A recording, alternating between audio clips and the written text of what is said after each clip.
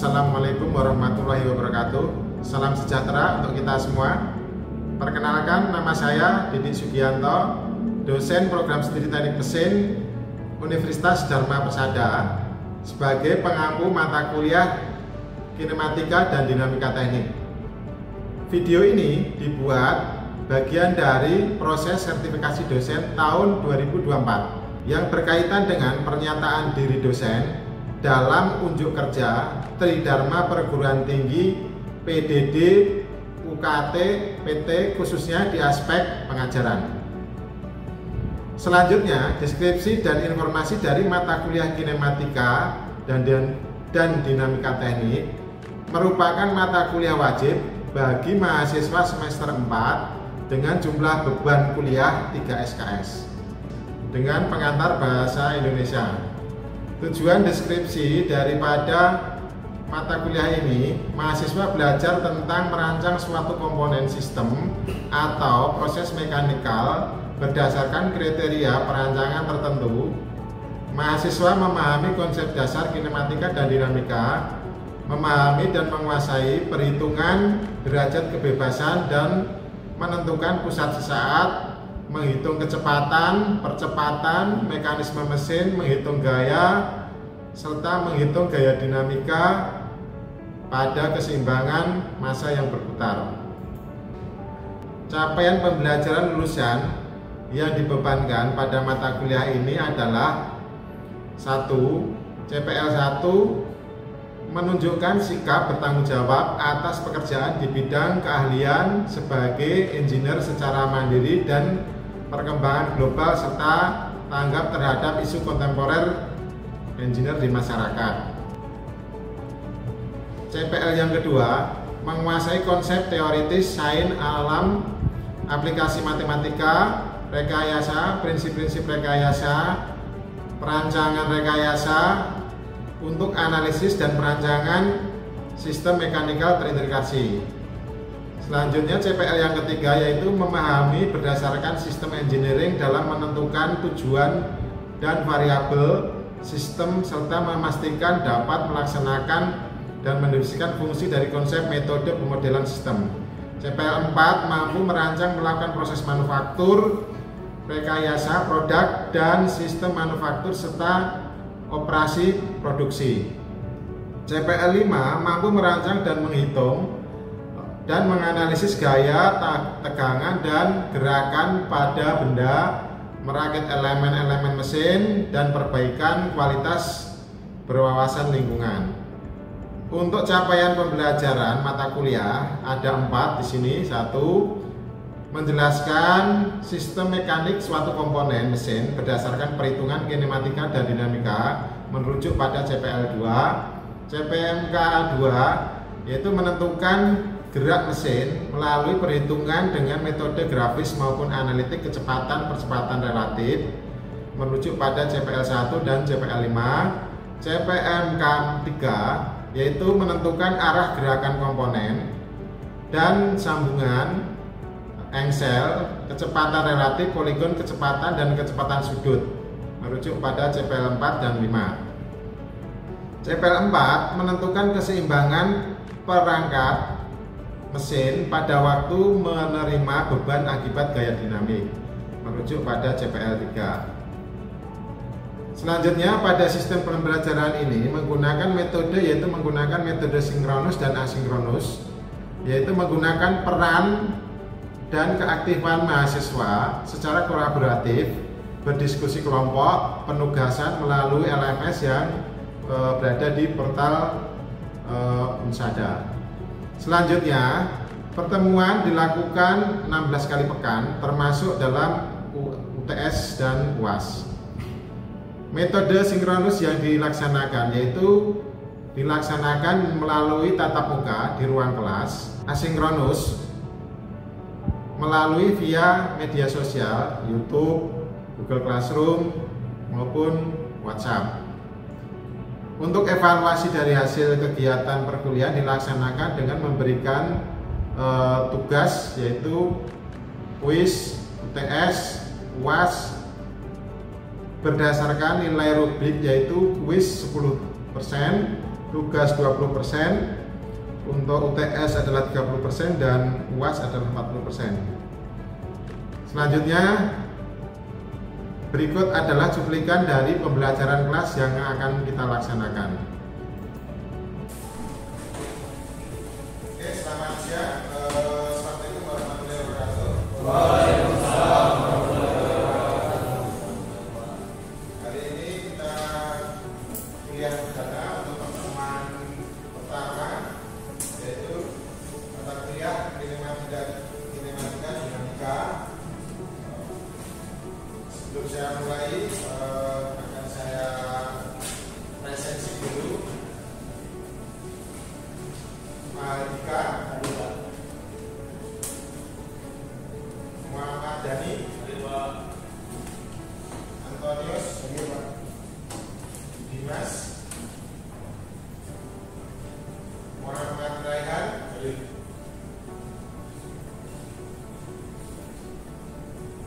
Irzi,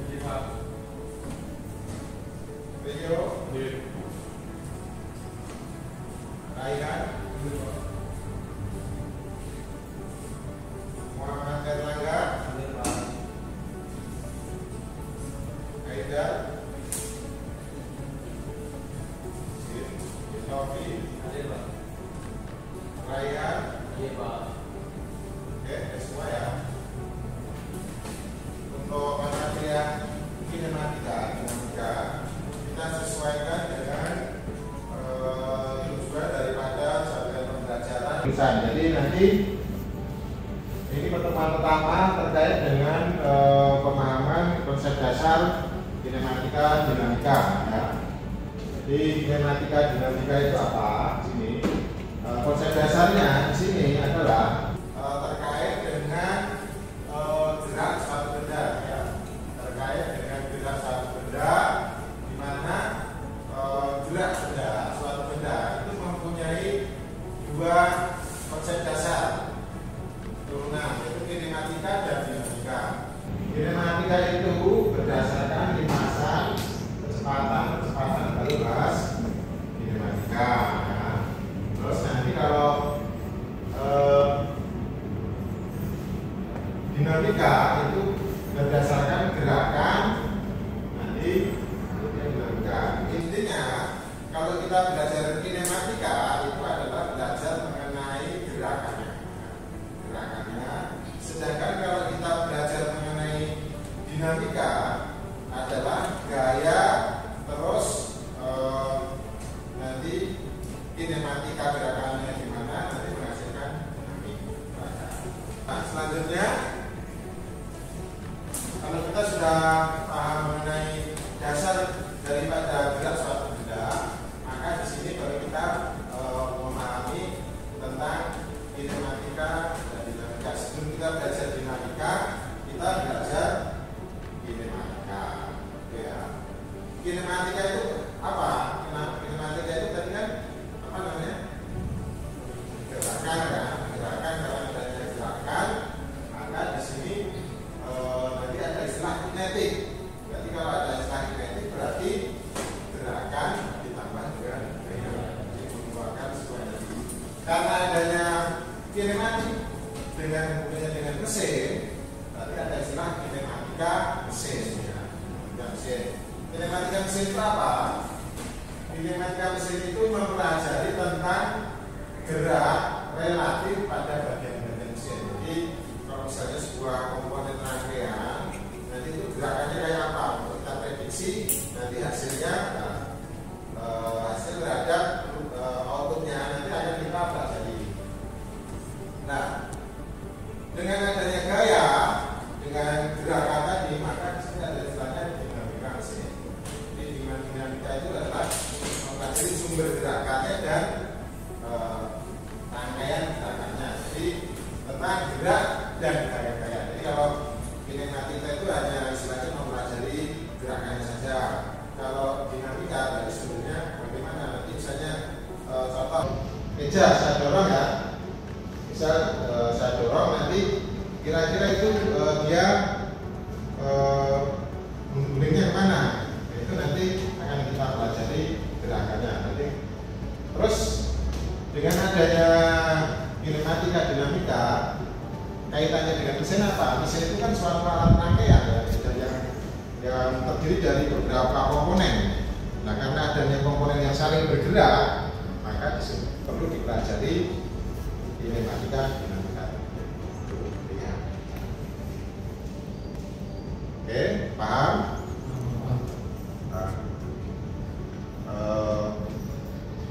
Mesin itu di sini ada gambar mesinnya ya. Ini ada alat untuk mengubah suatu rangkaian mekanisme. Jadi satu komponen dengan yang lainnya itu dinamakan mekanisme. Karena adanya mekanisme maka disebut rangkaian kinematis. Yuk. Ini contohnya ya, kalau dengan adanya mekanisme itu berarti adanya sebuah rangkaian, misalnya kursi, ini kan satu rangkaian ya, ada beberapa komponen. Dan sebelum kita merancang alat ini kan kita harus tahu. Kalau kaitannya dengan mekanisme mesin misalnya ya. Nah ini dengan komponen yang lain. Ini namanya adalah link atau batang. Nah, ini namanya Excel atau pipe ya. Bukan, di sini ada bukan. Nah, bagian-bagian setiap daripada komponen ini merupakan rangkaian daripada kinematik tadi. Jadi antara batang 1, batang 2, batang 3 ya. Batang 1, batang 2, batang 3. Ini sambungan A, ini sambungan B, ini sambungan C. Nah, ini namanya ada rangkaian. Jadi rangkaian ini disebut dari rangkaian kinematis, rangkaian perangkaian. Oh, ini namanya batang, ini namanya link sederhana ya, Excel biasa itu. Oh ya.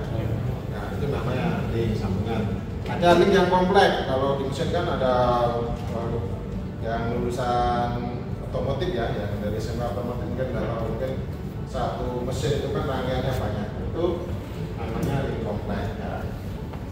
Terus, di sini ada juga namanya simpul. Simpul yang mengaitkan daripada link tadi. Namanya ini link biner.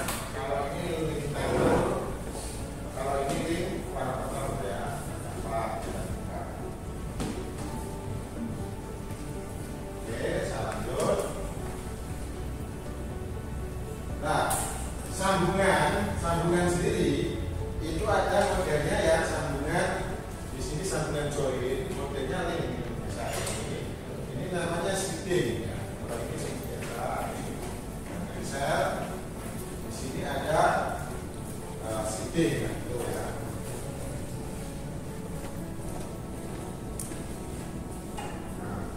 Sambungan sendiri itu dikelompokkan menjadi 4. Jadi sambungan-sambungan yang ada di sini dikelompokkan menjadi 4 jenis. Ini ada tipe kotak, ada menurut jumlah BOF-nya. BOF itu adalah degree of freedom, jadi derajat kebebasan. Jadi dia link itu bergerak sampai seberapa jauh dia bergerak, apakah 90 derajat, apakah 360 derajat. Terus menurut bentuk fisik ya, menurut bentuk fisik. Terus menurut jumlah link yang tersambung. Ini namanya adalah local pair atau pasangan bertingkat. Kebayang kan? Kebayang kan? Kebayang? Yang belakang sendiri siapa? Namanya? Rio. Ada pertanyaan? Yang lain ada pertanyaan? Oke, paham ya? Di sini ada sambungan namanya adalah dinamika. Terus ada sambungan link. Ya, jadi ya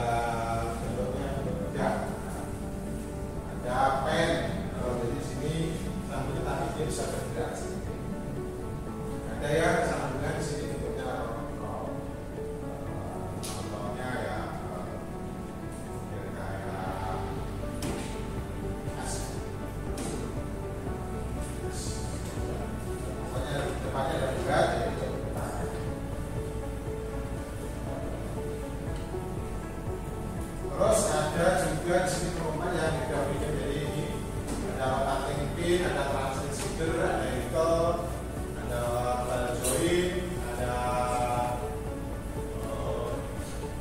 ini ya di pupuk atau ini ya. Jadi maksudnya degree of freedom itu adalah sambungan dia itu bergeraknya hanya terbatas daripada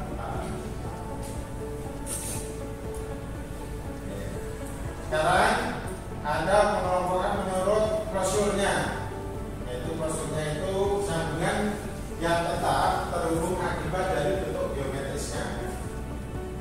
Bentuk geometrisnya sini kita lihat sudah. Nah, terus ada one close. Ini ada sambungan yang supaya tetap terhubung. Jadi membutuhkan adanya gaya di luar. Jadi ini kayak fit. Nah, terus menurut order sambungan, jumlah sambungannya di sini ada satu, ada dua, ya berbalik, ada ini kayak apa ya yang sambungan.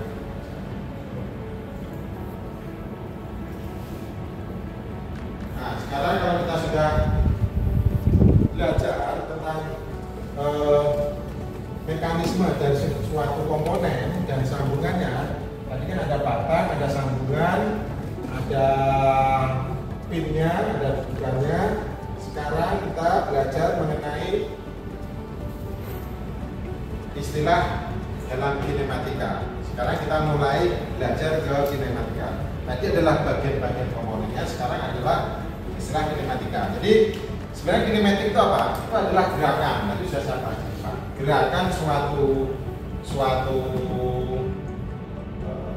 komponen atau benda atau sistem, terus di sini menghasilkan nanti ada kinetik, gerakan plus gaya. Jadi karena adanya rangkaian dari satu sistem, ini rangkaian, misalnya ini ada batang 1, batang 2, batang 3, batang 4, batang 5 di dudukannya, dan dalam batang 1, batang 2, rangkaian itu disebut diagram kinematis. Keseluruhan sistem itu dinamakan ya, paham ya? Nah, sekarang mekanisme kinematik. Jadi tadi kita harus bisa memprediksi gerakannya tadi. Nah, karena kita harus bisa memprediksi gerakannya tadi, maka kita harus menghitung adanya gerakan. Adanya gerakan maka di situ timbul kecepatan. Jadi kecepatan dan lintasan. Jadi kinematika itu hanya membahas kecepatan dan lintasan. Kira-kira kalau poros batang 5 saya tekan, itu dia gerakannya kemana? Itu harus kita prediksi. Kecepatannya berapa? Itu harus kita prediksi. Arahnya kemana? Nah, itu namanya kinematik. Itu saya akan jadi di kinematika. Nah, ini adalah diagram kinematik. Saya gambarkan di sini juga. Jadi kalau diagram kinematik di sini, artinya di sini ada rangkaian batang yang ada titik-titik yang menghubungkan batang satu dengan yang lain. Nah, satu rangkaian ini disebut diagram kinematik. Nah, jadi sebelum kita merancang membuat suatu rangkaian komponen mesin, kita harus bikin diagramnya dulu. Misalnya betul ini, ada mesin membuat alat misalnya gergaji mesin, harus dibuat diagramnya dulu. Ini arahnya mana? Jadi nanti baru dibuat desainnya. Jangan membuat desainnya dulu. Skemanya gerakannya nggak tahu, dan nanti pas dipasang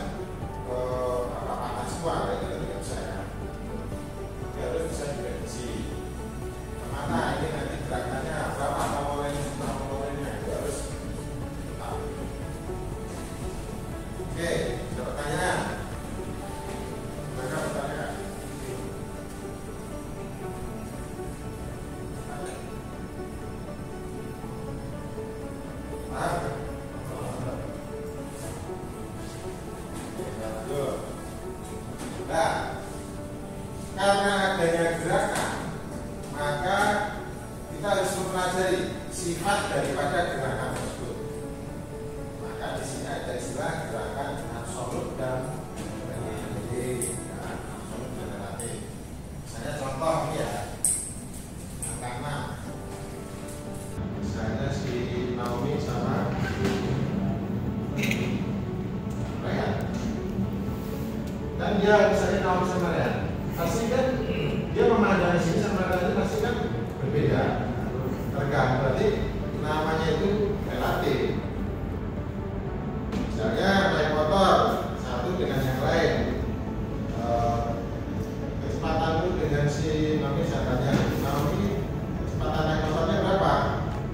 Terhadap Ryan, ya relatif Pak.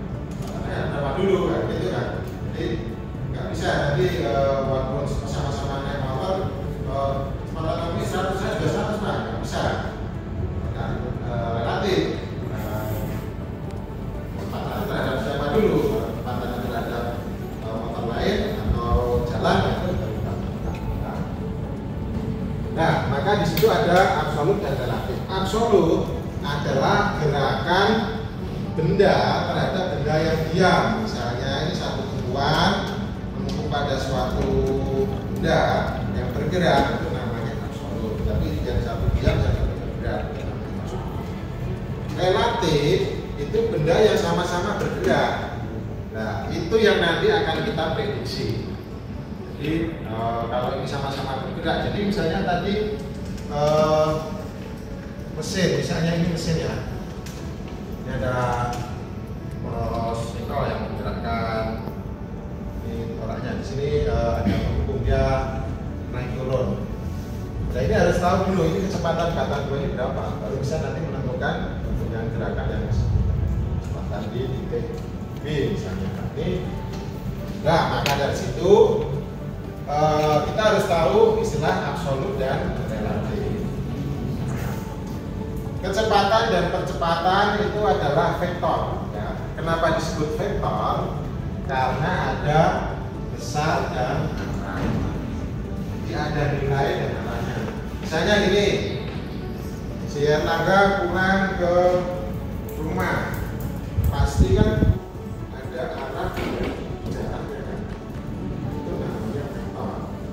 Kalau hanya misalnya gini, si Erlangga pulang ke rumah, pasti kan ada arah jaraknya kan.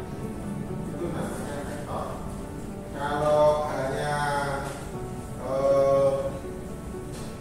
besarnya saja atau nilainya saja tidak bisa disebut vektor.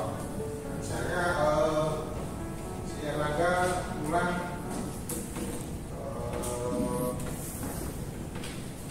5 kilo beban kan nggak bisa.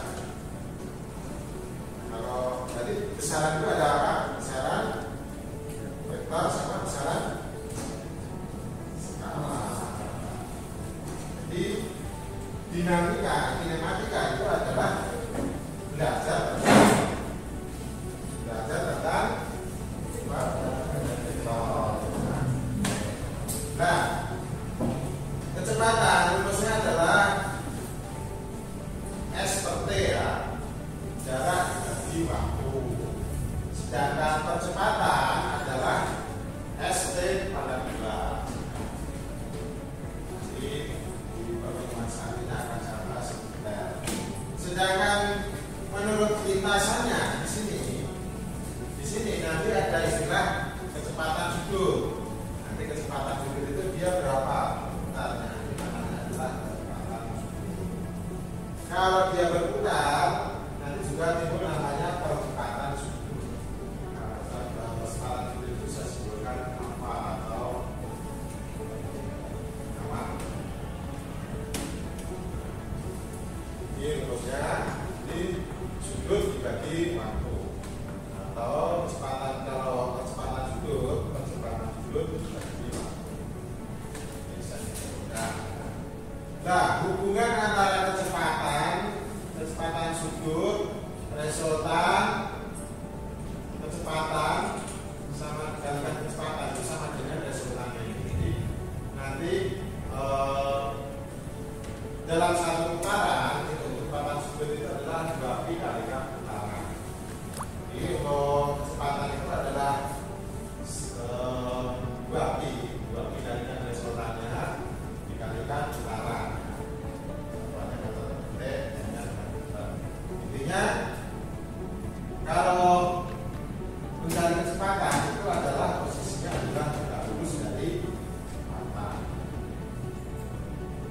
contoh kayak ini ya, kecepatan relatif. Ya, misalnya di sini ada benda A, benda B. Berarti bisa kita hitung berapa kecepatan relatifnya. Nanti kalau kecepatan relatif benda A terhadap B, berarti A terhadap B, maka kecepatan A dikurangi kecepatan B. Atau ditambah kecepatan A ditambah minus. Oke, ada pertanyaan? Ada pertanyaan nggak?